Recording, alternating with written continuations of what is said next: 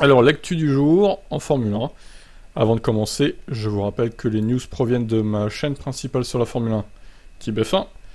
Et il y a aussi mon Twitch, vous pouvez vous abonner. On parle de F1 sur ces deux chaînes de façon constante et régulière. Les liens sont dans la description. Bon visionnage. Ciao. Et le gouvernement russe qui s'en prend encore une fois à la F1. Il déplore l'arnaque de la Formule 1. Alors, qui a parlé cette fois? Bon, ça on l'avait vu, qui ne veulent pas rembourser. Dimitri... Oula, Dimitri, t'as un nom un peu imprononçable, Zvichiev, ministre des Transports au sein du gouvernement russe, s'est moqué de la déclaration de Domenicali. Je tiens à noter que Domenicali a déclaré qu'il n'y aurait jamais de Formule 1 en Russie, qu'il n'y aurait plus jamais. Mais avant d'affirmer de telles choses, il aurait dû examiner attentivement son contrat. Pour combien d'années a-t-il signé? 2-3 ans? Il est lui-même un employé, il ne peut pas faire de telles déclarations que pour la durée de son contrat. Le Russe a déclaré qu'un autre problème majeur est que la F1 refuse actuellement de même rendre le prépaiement effectué par les promoteurs de Sochi. Si elle est annulée, ce serait bien de rendre les paiements qui ont été faits. Vous ne voulez pas faire la course? Rendez l'argent. Et oui, Domenicali, rends l'argent qui a été versé pour la compétition à venir. Ça ressemble beaucoup à une arnaque, à un racket, à la manière des années 90. Il me semble que ça ne repose sur aucun principe sportif. Et on peut pas lui donner tort, ça. Franchement, il a raison. Par conséquent, Zvichiev dit douter de l'affirmation de Domenicali selon laquelle la F1 ne reviendra jamais en Russie. Je pense que les relations avec nous vont se normaliser dans un avenir proche et que la Russie reviendra dans la communauté sportive mondiale. Domenicali devrait réfléchir attentivement à ses propos, et nous envisagerons la possibilité d'une compensation pour le préjudice financier et moral. Ou du moins, je recommande aux dirigeants de notre grand pays de le faire. De notre grand prix, pas grand pays, pardon. Mais c'est un grand pays aussi, la Russie, évidemment. Sauf quand ils décident d'envahir les autres, c'est un peu dommage. Les propos de ce monsieur, donc, ont même été soutenus par Vitali Petrov. Ah oui, le fameux. Qui est Domenicali? Aujourd'hui il est là, demain il ne sera peut-être plus là. Alors soyez patient, la course reviendra je pense. Peut-être même que l'année prochaine, elle reviendra. Oui, alors Petrov, non, peut-être pas quand même. Alors là, ce serait incroyable qu'elle revienne l'année prochaine. Non, à court terme, la Russie reviendra pas. Mais comme j'ai dit, dans 5 à 7 ans, voire peut-être 10 ans, à mon avis, on pourrait revenir en Russie. Ça me semble pas impossible.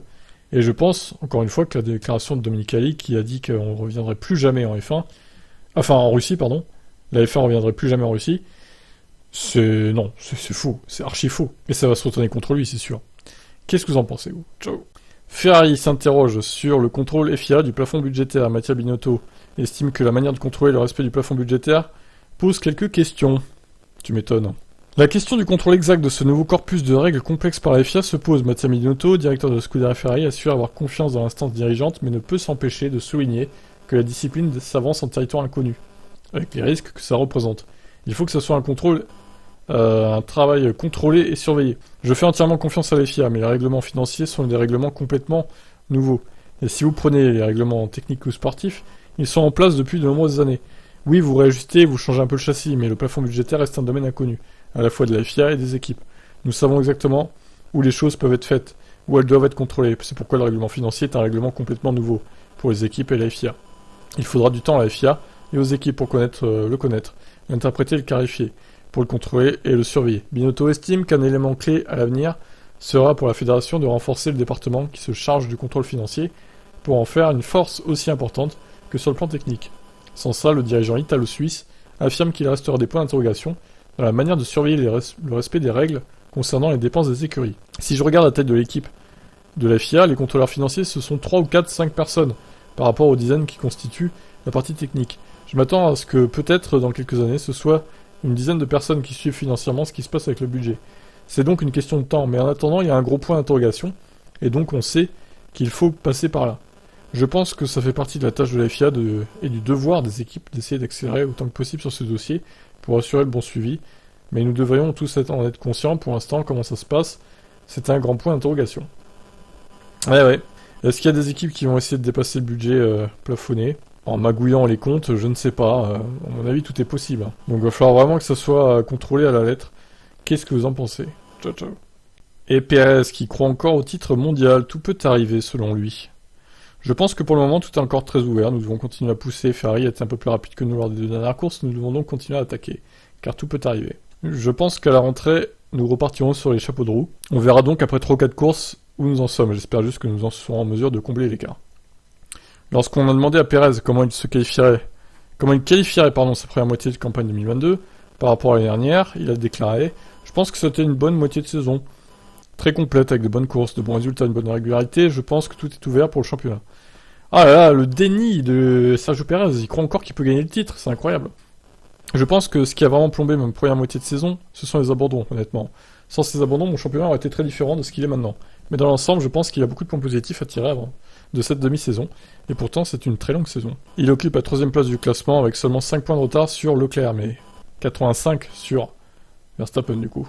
Et oui. C'est pas Leclerc qu'il faut viser pour le titre, c'est Verstappen du coup. Bon, eh ben, Pérez, je sais pas à quelle place il finira, peut-être 2ème, qui sait, il arriverait peut-être à battre les Ferrari.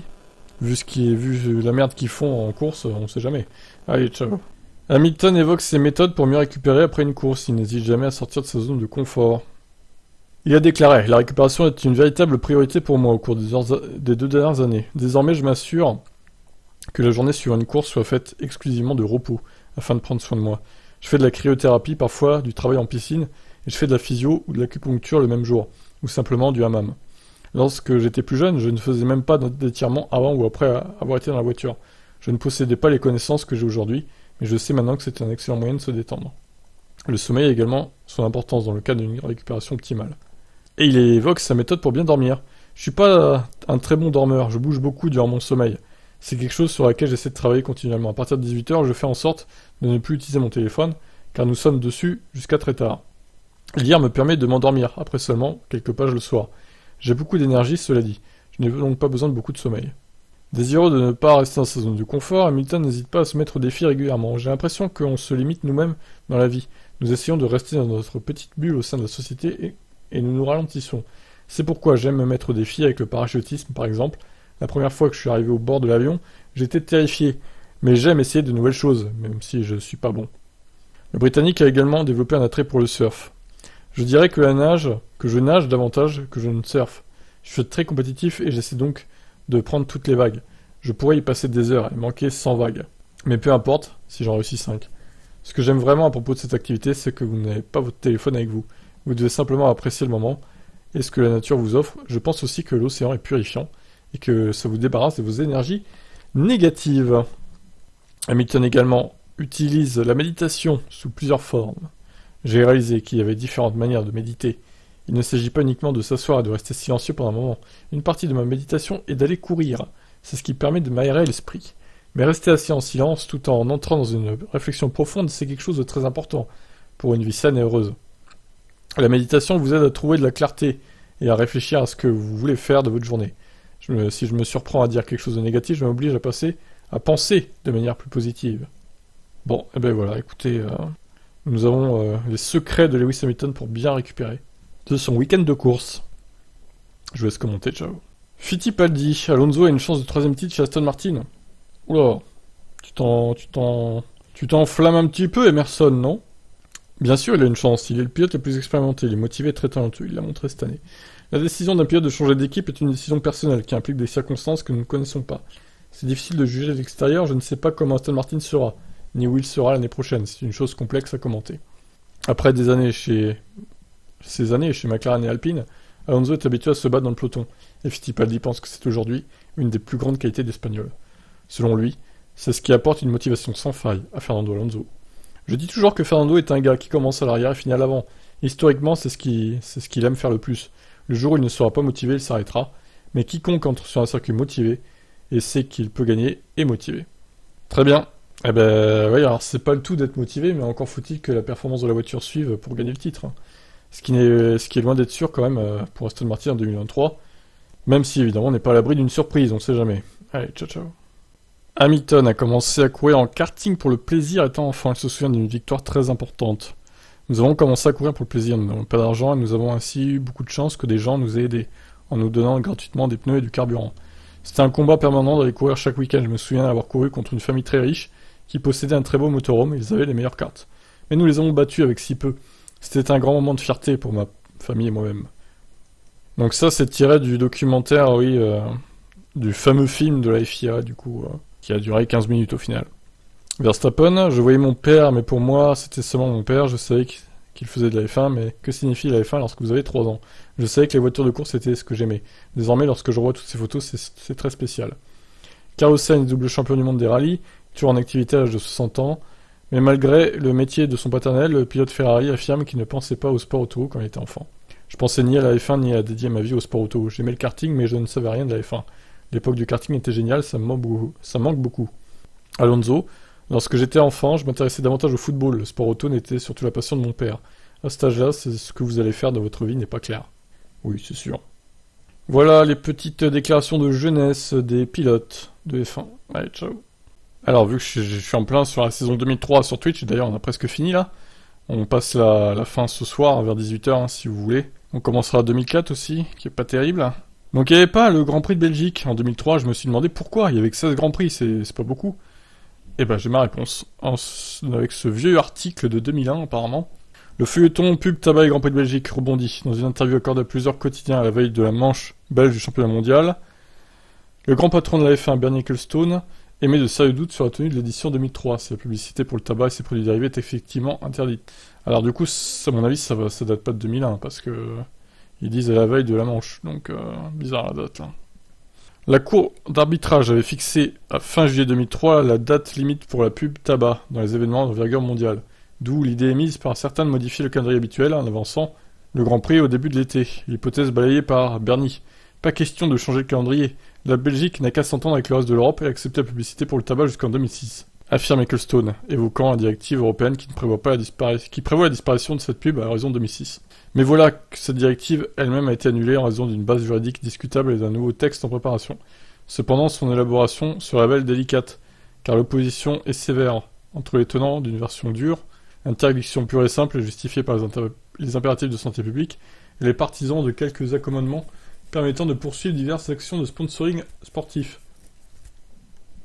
Le ministre wallon de l'économie Serge Koubla ne se montre pas étonné. Ça fait des mois que je dis que le péril est grand pour 2003, et aussi au-delà. J'espère encore persuader Ecclestone d'un tour de passe-passe en programmant l'épreuve avant la date butoir du 31 juillet. Serge Koubla évoque 2 pistes pour sauver la course phare du calendrier belge, une renégociation des accords de Concorde liant la Fédération internationale de l'automobile et une régionalisation des compétences en matière de publicité pour le tabac. La prévention de la santé est déjà régionalisée. Au-delà des textes et des positions de chacun, il importe d'ajouter au dossier plusieurs éléments importants. Même si cet argument ne pèse pas lourd face aux contingences financières, Francorchamps est un circuit mythique dont la F1 a besoin pour entretenir son image. Et vous vous rendez compte, ça me rappelle tellement ce qui se passe en ce moment avec Francorchamps là. Décidément, ce circuit était menacé quasiment chaque année. Bon, peut-être pas chaque année, j'exagère, mais il a été menacé plusieurs fois, hein, dans les 20 dernières années, hein, clairement. Et déjà à l'époque, il était menacé à cause du tabac, quoi. Les pilotes adorent ce tracé, qu'ils considèrent comme un juge de paix. Et Ecclestone, également promoteur du Grand Prix de Belgique, apprécie tout autant le site. Par ailleurs, les teams cherchent à se passer du sponsoring tabac. Ils ne sont plus que 5, Ferrari, McLaren, Barr, Jordan et Benetton. Sur 11 à y avoir recours. Et certains grands constructeurs comme BMW et Jaguar refusent de voir leur nom associé à celui d'une marque de cigarettes. Ben c'est bien, ils faisaient déjà des efforts. Par contre, comment oublier que Ecclestone cherche à diminuer le nombre de courses en Europe pour se tourner vers d'autres marchés. Moscou, Dubaï, Bahreïn et la Chine figurent dans la liste des candidats. C'est de là aussi que vient le danger pour le Grand Prix de Belgique. Déjà à l'époque, hein, menacé par les Grands Prix exotiques. Incroyable. Donc voilà. Mais écoutez, ça nous fait un plongeon dans le passé, mais c'était intéressant de savoir pourquoi il n'y avait pas eu la Belgique en 2003. Et espérons donc que 20 ans plus tard, en 2023, le Grand Prix de Belgique soit toujours au calendrier. Mais j'en doute. Mais ça ne sera pas à cause du tabac cette fois. Ça sera à cause des circuits exotiques. Je vous laisse commenter, ciao. Et Liam Lawson qui roulera en EL1 au Grand Prix de Belgique pour AlphaTauri. Je suis super excité d'annoncer que je ferai mes premiers EL1 ce week-end à Spa. Je ne pourrais pas imaginer un meilleur endroit pour le faire. C'est un circuit historique sur lequel j'ai toujours aimé piloter. Donc ça sera incroyable. Dans une monoplace de F1, j'ai beaucoup travaillé dans le simulateur au fil des années pour en arriver là. La préparation était très bonne.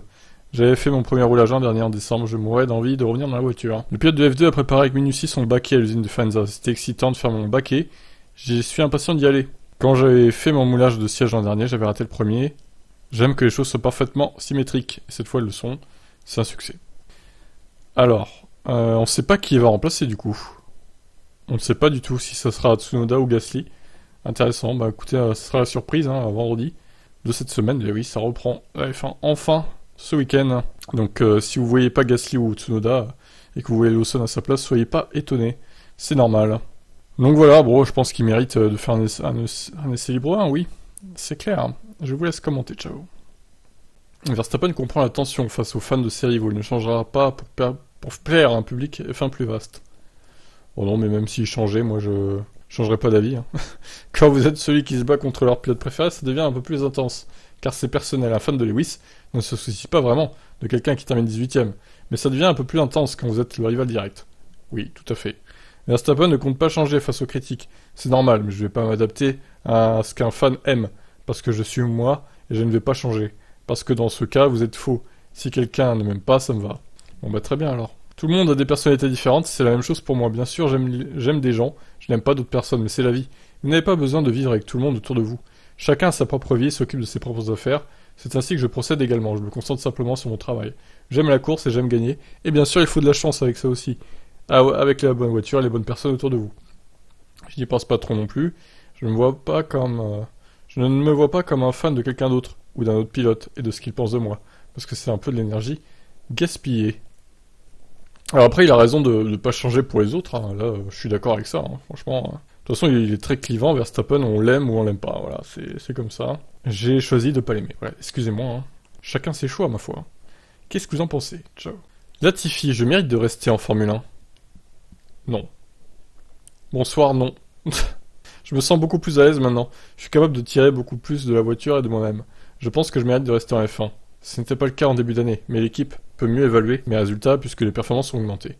Ces difficultés cette année ont peut-être une explication technique. Silverstone, nous avons changé de châssis, les performances étaient là. Nous n'avons pas pu prouver qu'il y avait quelque chose qui n'allait pas avec le châssis, mais je suis sûr à 99,9% qu'il y avait quelque chose qui n'allait pas, que certaines pièces n'allaient pas. Je n'ai rien changé à Silverstone, j'étais démoralisé après Montréal, mais en Grande-Bretagne, les résultats sont montés en flèche. Alors sa chance à Latifi, ce serait que Piastri donc signe chez McLaren, du coup Williams il pourrait garder Latifi, parce qu'à la base hein, Piastri devait aller chez Williams en tant que pilote, on va dire, pour faire ses preuves, comme Russell avait fait chez Williams. Après, il parle aussi de rumeurs concernant Nick De Vries, par exemple, qui pourrait aussi rejoindre Williams. Ou alors Logan Sargent, du coup. Mais bon, on verra. Je pense pas qu'il restera en 2023, Latifi, j'espère pas, du moins. Je crois qu'il a vu ses chances de bien réussir en F1. Il les a pas saisies, hein. Il s'est fait atomiser par Russell à chaque fois. Bon, voilà quoi. Et là, il s'est fait atomiser par Albon. Donc, adios, Nicolas. Qu'est-ce que vous en pensez? Albon, hein, qui révèle son duo de pilotes idéal en F1. Verstappen aux côtés d'un Britannique. Tiens donc. Hamilton? Norris? Si je n'avais pas à tenir compte des salaires, je prendrais certainement Max. Il est extrêmement talentueux. En regardant vers l'avenir, je choisirais un autre jeune pilote. Ah, c'est pas Hamilton du coup. En raison de la dynamique de l'équipe, le choix se porterait sur Lando. Bah oui, tiens donc. Il s'entend bien avec Max. Associer Max et George, ça signifierait pour le moment que ça ferait des étincelles. Mais Albon ne sous-estime pas non plus Leclerc, son ami et rival, qui impressionne depuis 3 ans chez Ferrari. Ils sont tous à un niveau similaire, mais avec une expérience différente. Max a le plus de courses à son actif. Il a l'habitude de courir à l'avant dans une équipe de haut niveau. Charles a aussi fait un pas en avant cette année. Ensuite, il y a George qui se bat avec Hamilton. C'est très impressionnant. Puis il y a Lando qui roule très fort. Albon évolue en fond de peloton, mais il n'éprouve pas de jalousie face aux situations de ceux qu'il affrontait en formule de promotion. Il faut l'accepter, tout le monde a eu une chance de faire ses preuves.